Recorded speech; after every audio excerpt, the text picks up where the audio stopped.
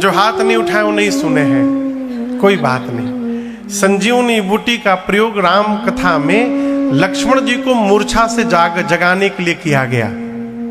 कौन लेकर आया था संजीवनी बूटी? हनुमान जी महाराज। लक्ष्मण जी मूर्छित थे, उसको पिए, चेतना में आ गए, चैतन्य हो गए। गोस्वामी जी कहते सज्जनों के लिए राम जी की कथा संजीवनी बूटी है। तो क्या सज्जन मूर्छित है? भाई संजीवनी बूटी की आवश्यकता ऐसे पड़ेगी नहीं, बिना बेहोश हुए मूर्छित हुए। तो क्या हम लोग मूर्छित हैं? मूर्छित हैं, हम मूर्छित हैं। जो केवल अपने शरीर का पोषण कर रहा है वो मूर्छित हुआ है। जो माता पिता गुरु भाई से विरोध कर रहा है वो मूर्छित है। जो अपने श्रेष्ठ की आज्ञा का पालन नहीं कर रहा है वो मूर्छित है। जो चुगली लगाता है, कंजूस है धनवान होने के बाद भी, वो मूर्छित है। जो सबसे विरोध रखता है, ईर्ष्या भाव रखता है, वो मूर्छित है, वो बेहोश है। आप लोग टेस्ट, ब्लड टेस्ट कराते हैं ना, ब्लड का जो रिपोर्ट आता है ना, तो रिपोर्ट में अब जैसे हीमोग्लोबिन, तो सामने लिखा रहता है कि आपका हीमोग्लोबिन कितना है, और लास्ट में उस हीमोग्लोबिन का नॉर्मल रेंज दिया रहता है। समझ रहे हैं मेरी बात को आप लोग? फिर नॉर्मल रेंज हम देखते हैं और फिर आपन देखते हैं हमारा कितना है। यदि उससे मैच कर रहा है देन वी आर ओके, हम ठीक है, कोई बीमारी नहीं है। और यदि मैच नहीं किया इसका मतलब हम बीमार हैं। आपसे बतावें, ये जो रामचरितमानस है एक श्रेष्ठ मनुष्य के जीवन का नॉर्मल रेंज है। एक श्रेष्ठ पिता का जो रेंज है, इसमें चक्रवर्ती दशरथ जी महाराज का वो जीवन है। एक श्रेष्ठ पुत्र का जो नॉर्मल रेंज है वो मेरे राम जी का चरित्र इसमें है। एक श्रेष्ठ भाई का जो जीवन है इसमें भरत लक्ष्मण शत्रुघ्न जी का रेंज बताया गया है। एक श्रेष्ठ मित्र का जो रेंज है इसमें निषाद राजगुरु है। आप दर्शन करिएगा, इसमें मनुष्य के हर व्यवहार का रेंज दिया गया है। 7 दिन कथा सुनिएगा और अपने रेंज को इस रेंज से मिलाइएगा। यदि इससे मैच कर रहा है, आनंद में रहिए, कोई बीमारी नहीं है। और यदि मैच नहीं कर रहा है, इसका अर्थ हम बीमार हैं। वी नीड मेडिसिन, हमको दवाई चाहिए ठीक होने के लिए। और ये दवाई कैसे मिलेगी? वही ये संजीवनी बूटी है, जिसके पास ये बूटी पहुंच गई उसके जीवन की सारी बीमारियां समाप्त हो जाएंगी। स्वामी तुलसीदास जी महाराज कहते हैं, राम कथा कली कामद गाई, सुजन सजीवनी मोरे सुहाई। आगे क्या कहते हैं? बुध विश्राम सकल जन रंजनी। ये सब कैसे प्राप्त होगा? बुध विश्राम सकल जन रंजनी, ये मिलेगा कैसे? राम कथा कली कलुष विभन। ये राम जी की कथा ही कलयुग के कलमश का समापन करने के लिए पर्याप्त है। कलयुग के कलमश का जब तक शमन नहीं होगा तब तक विश्राम भेटाने वाला नहीं है। ये कथा बुद्धिमानों को, बुद्धिजीवियों को विश्राम दे देती है। बुध विश्राम सकल जन रंजनी, राम कथा कली कलुष विभंजनी। ये गोस्वामी जी का अपना अनुभव है, उनको जो लाभ मिला। अभी हमारे रामनिवास भैया दोपहर में कह रहे थे, महाराज अंग्रेजी दवाई खाने लायक नहीं है। यदि कोई खाने लायक अंग्रेजी में दवाई है बहुत मजबूरी में तो पैरासीटामोल, हाँ वो सुरक्षित थोड़ी दवाई है। अब इसका मतलब नहीं कि उसको झोंपा भर खाते रहे। पैरासीटामोल से क्या होता है? बुखार नहीं आएगा, थकान चली जाएगी, कहीं थोड़ा मोड़ा दर्द होगा तो भी चला जाएगा। ठीक बोल रहा हूं ना?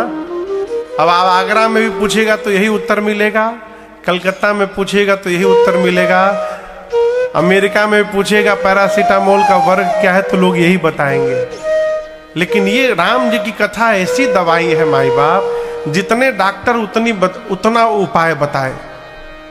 गोस्वामी जी कहते इस दवाई से विश्राम मिलेगा, मनोकामनाएं पूर्ण हो जाएंगी, संजीवनी बूटी है। डॉक्टर चेंज, इसका लाभ बदल गया। अब याज्ञवल्क्य ऋषि क्या कहते हैं इसके बारे में वो सुनिए। याज्ञवल्क्य ऋषि कहते हैं विकार कितने हैं?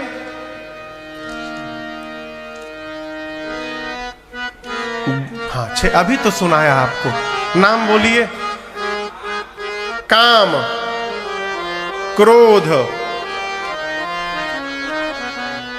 अब बोलिए मद, लोभ, मोह, मत्सर। 5 ही हुआ ना? काम, क्रोध, मद, मोह, लोभ, मत्सर, 6 हो गया। इन 6 में सबसे खतरनाक पता है कौन है बहू जी? मोह। सबसे खतरनाक कौन है? मोह। वो स्वामी जी कहते हैं मोह सकल व्याधिन कर मूला, तेहि ते पुनि उपजाई बहु सूला। इस मोह से शूल निकलता है। शूल समझते हैं कपिल जी? हाँ, कौन सा कांटा? अच्छा, कौन कांटा नहीं चुभता है? चुभता तो सब कांटा है।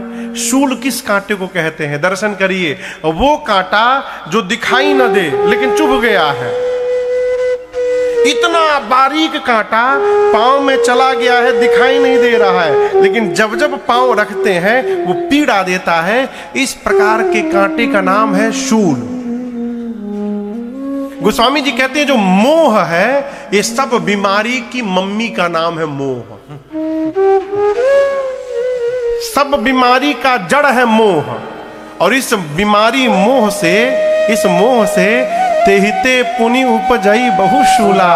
इससे इतने शूल निकले हैं जो हमको सताते हैं। मैं शूल दिखाता हूं आपको। क्या बताऊं महाराज, शादी करके जब मैं आई 25 साल हो गया, मुझसे ये बात कही गई।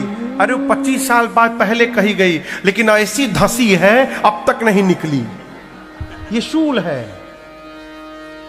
और एक शूल नहीं है, ये कई शूल लगे हुए हैं। ये सब मोह का परिणाम है।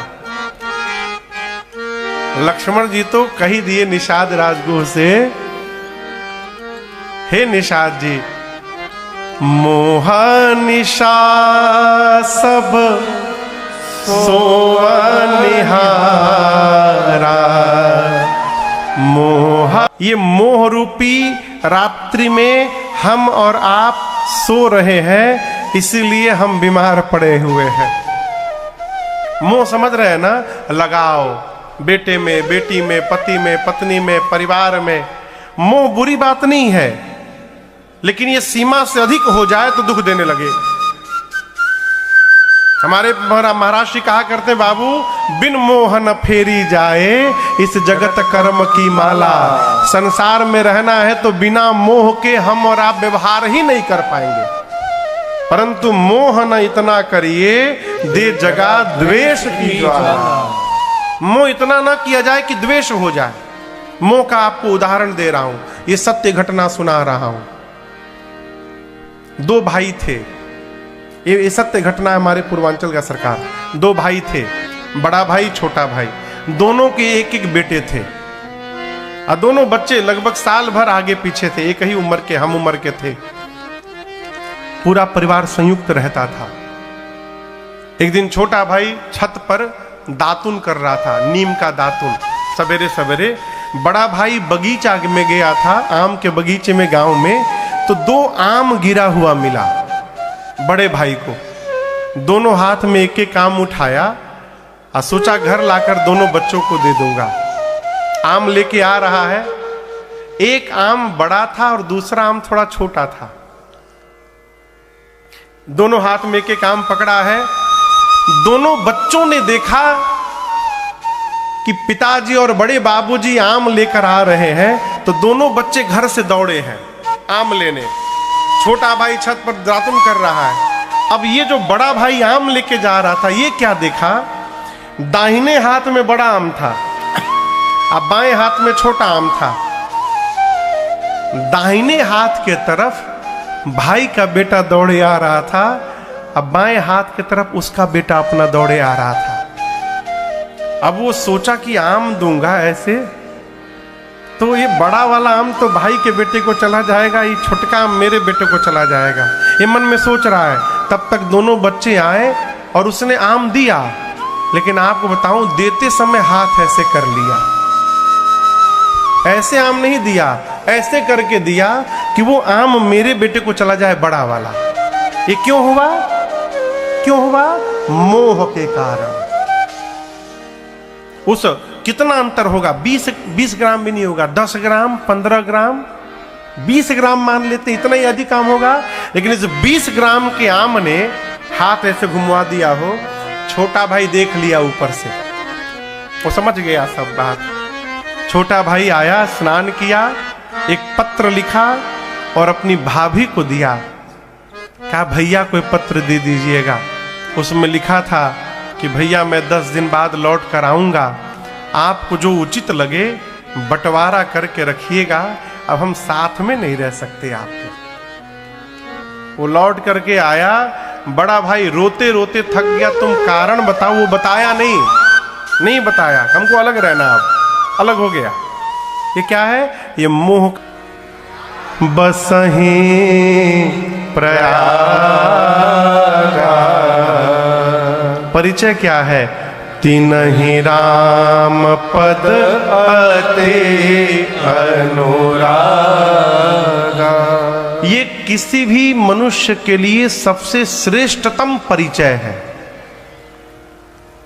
आप समझ रहे मेरी बात को? यदि आप कहीं जाएं और कोई कहे कि ये बहुत बड़े आदमी हैं, इतनी संपत्ति है, इतनी बड़ी फैक्ट्री है, इतना मकान है, प्रसन्न न होइएगा, क्योंकि जितने बताए जा रहे हैं ना, सब यहीं छूट जाएगा। हाँ, यदि आप कहीं गए और कोई आपको देखकर कह दे कि ये भगवान के बहुत अच्छे भगत जी हैं, ये प्रसन्न होने का विषय है। हम भगत की कोटि में आते हैं। गोस्वामी जी कहे तिन्हि राम पद अति अनुरागा, और अति अनुराग का परिणाम दर्शन करिए। तापस समदम दया निधाना। सामान्य रूप से जो बहुत तपस्या करता है, उसका स्वभाव सहज क्रोधी हो जाता है। एक हमारे गांव में एक बाबा रहते थे, अब तो नहीं है वो बहुत साधना करते थे, लेकिन उतने क्रोधी, जिस पर गुस्सा जाए कहे जल लेकर फूंक कर फेंक दूंगा, भस्म हो जाओगे, इतना क्रोध। लेकिन यहां दर्शन करिए, तापस तपस्वी है, सम दम, सम यानी मन बस में है, दम यानी इंद्रियां उनके बस में है। तपस्वी होने के बाद भी दया निधाना, दया के भंडार है। ये दया के भंडार कैसे हो गए? राम पद अति अनुराग का प्रभाव है। देखिए, भगवान के चरण में प्रीति करने वाला क्रूर नहीं हो सकता। भगवान के चरणों में अनुराग रखने वाला निर्दयी नहीं हो सकता। ये भगवत चरणानुराग का परिणाम है दया निधाना। परमार्थ पथ पे यात्रा करने वाले पथिक हैं कौन? श्री भरद्वाज जी। अभी प्रयाग में कुंभ का मेला लगा है। कल आपसे निवेदन किया, ये मेला प्रत्येक वर्ष लगता है, माघ का मेला कहते हैं। ऋषि मुनि जाते हैं वहां, 1 महीना कल्पवास करते हैं, स्नान करते हैं मज्जही त्रिवेणी जी में जाकर, और उसके बाद परस्पर कहीं परस्पर हरि गुण गाहा। कभी कोई वक्ता बन के बैठता है, कभी कोई वक्ता बन के बैठता है, परस्पर सब एक दूसरे को भगवत कथा सुनाते हैं, श्रवण करते हैं। एक माह बाद वहां वास करने के बाद जब मुनि लोग वापस जाने लगे तो उन मुनियों में एक मुनि है जिनका नाम है श्री याज्ञवल्क्य जी। भरद्वाज जी ने सभी मुनियों को तो विदा किया, परंतु याज्ञवल्क्य ऋषि, याज्ञवल्क्य मुनि जी के पांव को पकड़कर कहा, प्रभु आप न जाइए। श्रेष्ठ आसन पर ले जाकर बिठाया, पूजन किया। अच्छा आप बताओ, आपको यदि कोई जाने से रोक दे अचानक, तो आप बैठकर कहेंगे ना कि भाई आपने मुझे रोका क्यों, क्या काम है? याज्ञवल्क्य ऋषि ने पूछा, आपने मुझे क्यों रोका? भरद्वाज जी ने हाथ जोड़कर कहा, नाथ एक संशय बड़ मोरे, अकरगत वेद तत्व सब तोरे। हे नाथ, मेरे मन में एक संशय है, छोटा संशय होता तो न रोकता, बड़ा संशय है। याज्ञवल्क्य जी बोले, मुझे ही क्यों रोक दिए? भरद्वाज जी बोले, आपके हाथ में चारों वेद के सार तत्व हैं, अर्थात आप सब जानते हैं। वेद करगत वेद तत्व सब तोरे, चारों वेद तत्व के सार क्या है मालूम है आप लोग को? रामनिवास भी आपको पता है चारों वेद के सार क्या है? नामकरण संस्कार हुआ जब राम लक्ष्मण भरत शत्रुघ्न जी का, तो गुरुदेव भगवान वशिष्ठ जी दशरथ जी से कहते हैं, महाराज वेद तत्व नृप तव सुत चारि, आपके चारों पुत्र चारों वेद के तत्व हैं। यहां भरद्वाज जी कहते हैं आप वेद के तत्व को ठीक से जानते हैं, अर्थात आप राम लक्ष्मण भरत शत्रुघ्न जी के बारे में ठीक से जानते हैं, इसलिए मैंने आपको रोका है। याज्ञवल्क्य जी ने कहा, ठीक है, कहिए क्या संशय है? बोले, प्रभु कहने में तो भय और लज्जा आ रही है, लेकिन हम एक बात जानते हैं। संत कहीं असनीति प्रभु, श्रुति पुराण मुनि गाव। ये बात जितने भी युवान हैं वो ध्यान से सुने। संत ऐसी नीति बताते हैं, श्रुति पुराण और मुनि ऐसा कहते हैं, क्या होई न बिमल विवेक गुरसन किए धुरा। जीवन में श्रेष्ठ से छिपाव करने पर किसी भी विषय में हमारे हृदय में, मन में विमल विवेक जागृत होने वाला नहीं है। एक बात समझिएगा, बहुत छिपाव रखने वाले के सर में हमेशा दर्द बना रहता है, उसी टेंशन में रहता है कहीं खुल ही न जाए। याज्ञवल्क्य जी कहते, भरद्वाज जी कहते, मैं कहने में लज्जा तो आ रही, विशेष बात नहीं है, आगे वाली अर्धाली बड़ी अद्भुत है। प्रश्न करिए कि राम जी कौन है? आगे कहते हैं, कहिय बुझाई कृपा निधि मोहि। भरद्वाज जी कहते हैं, राम जी कौन है? और इस प्रश्न का उत्तर आप कैसे दीजिएगा? कहिय बुझाई। बुझाई मतलब, बुझाई मने अवधि शब्द है।